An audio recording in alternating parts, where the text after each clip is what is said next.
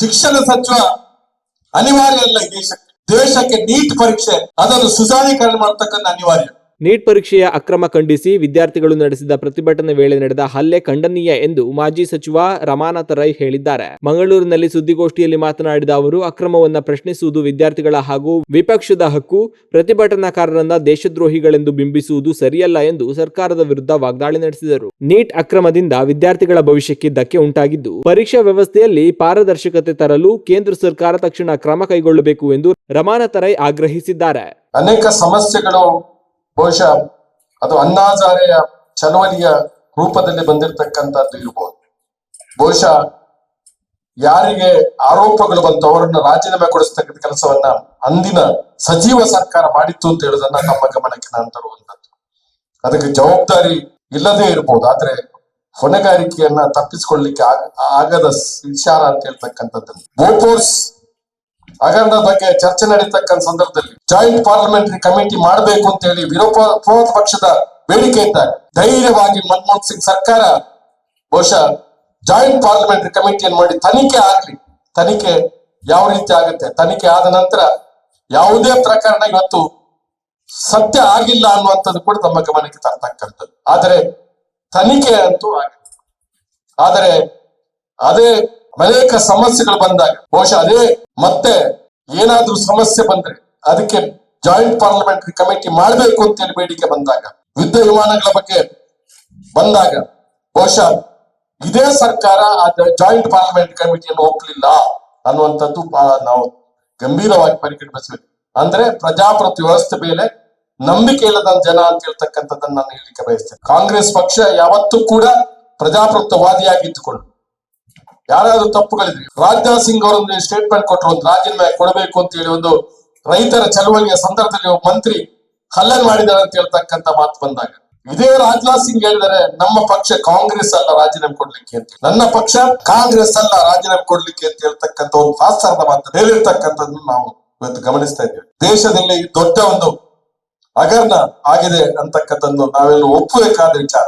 ಅದು ವಿದ್ಯಾರ್ಥಿಗಳ ಭವಿಷ್ಯತ್ತನ್ನ ಮೊಟಕುಗೊಳಿಸ್ತಕ್ಕಂಥ ರೀತಿಯಲ್ಲಿ ಆಗಿರ್ತಕ್ಕಂಥ ಕರ್ನಾಟಕದಲ್ಲಿ ಯಾವ ಸಿಇಟಿ ಯಾವ ಸುಂದರವಾಗಿ ನಡೆದುಕೊಂಡು ಬಂದಿತ್ತು, ಬಹುಶಃ ಆ ಕಾಲದಲ್ಲಿ ಕರ್ನಾಟಕ ಜನಕ್ಕೆ ವಿದ್ಯಾರ್ಥಿಗಳಿಗೆ ಅನುಕೂಲಕರವಾದಂತ ಅನೇಕ ಅವಕಾಶಗಳು ಬಂದಾಗ ಬಹುಶಃ ನೀಟ್ ಅನ್ನ ಮಾಡೋದ್ರ ಮೂಲಕ ಇದಕ್ಕೆ ಒಂದು ಕೋಚಿಂಗ್ ಕ್ಲಾಸ್ಗಳು ಬಹುಶಃ ದೊಡ್ಡ ಪಾತ್ರವನ್ನು ವಹಿಸಿ ನೀಟ್ ಅನ್ನುವಂಥದ್ದು ಬಹುಶಃ ಜನರಿಗೆ ನಂಬಿಕೆ ಇಲ್ಲದಂತ ಪರಿಸ್ಥಿತಿ ನಿರ್ಮಾಣ ಮಾಡತಕ್ಕಂಥ ಸಂದರ್ಭದಲ್ಲಿ ವಿರೋಧ ಪಕ್ಷ ನಾಯಕರಾಗಿ ರಾಹುಲ್ ಗಾಂಧಿ ಅವರು ಏನ್ ಮಾಡಬೇಕು ಅನ್ನುವಂತ ಪ್ರಶ್ನೆಯನ್ನ ನಾನು ತಮ್ಮಲ್ಲಿ ಕೇಳ್ತಾ ಇದ್ದೇನೆ. ರಾಹುಲ್ ಗಾಂಧಿ ಅವರು ಪ್ರತಿಭಟನೆ ಮಾಡಿದಾಗ ಅವರ ಮೇಲೆ ದಬ್ಬಾಳಿಕೆ ಮಾಡತಕ್ಕಂಥದ್ದು, ವಿದ್ಯಾರ್ಥಿಗಳ ಮೇಲೆ ಮಾಡಿದ್ದಕ್ಕೆ ದಬ್ಬಾಳಿಕೆ ಬಹಳ ಗಂಭೀರ ಸ್ವರೂಪದ್ದು ಅಂತ ಹೇಳ್ತಕ್ಕಂಥದ್ದು ನಾನು ಹೇಳಲಿಕ್ಕೆ ಬಯಸ್ತೇನೆ.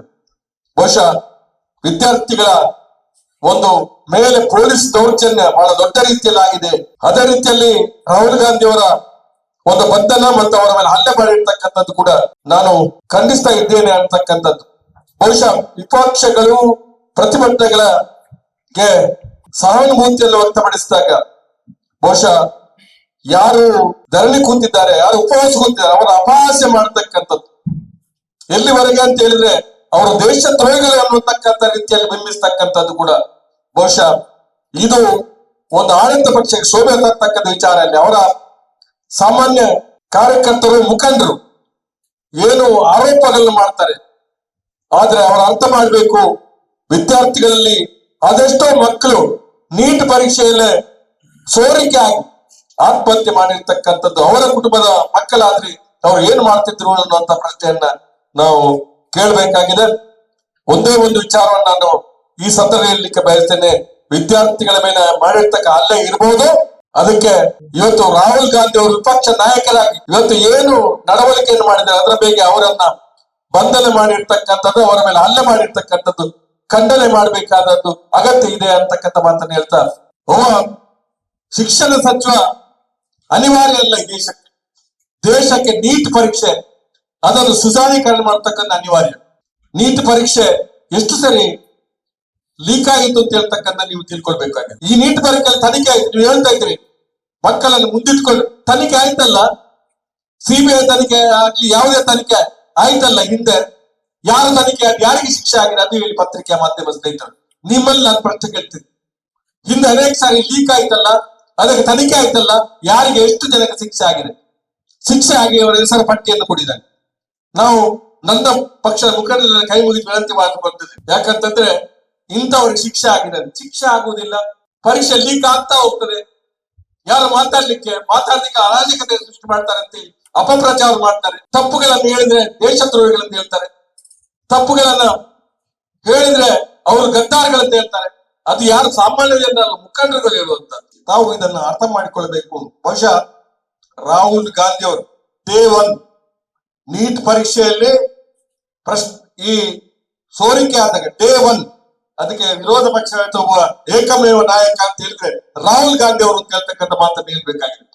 ಪ್ರತಿ ಹಂತದಲ್ಲಿ ಅದನ್ನು ಪ್ರತಿಭಟಿಸ ಬಂದಿದ್ದಾರೆ. ಕೇವಲ ಇವತ್ತು ದೇಶದಲ್ಲಿ ನಡೀತಕ್ಕಂಥ ಹೋರಾಟದ ಹಿನ್ನೆಲೆಯಲ್ಲಿ ಅದಕ್ಕೆ ಮೊದಲೇ ಪ್ರತಿಯೊಂದು ವಿಚಾರದಲ್ಲಿ ಕೂಡ ಅವರು ಇದನ್ನ ವಿರೋಧ ಮಾಡ್ತಾ ಬಂದಿದ್ದಾರೆ.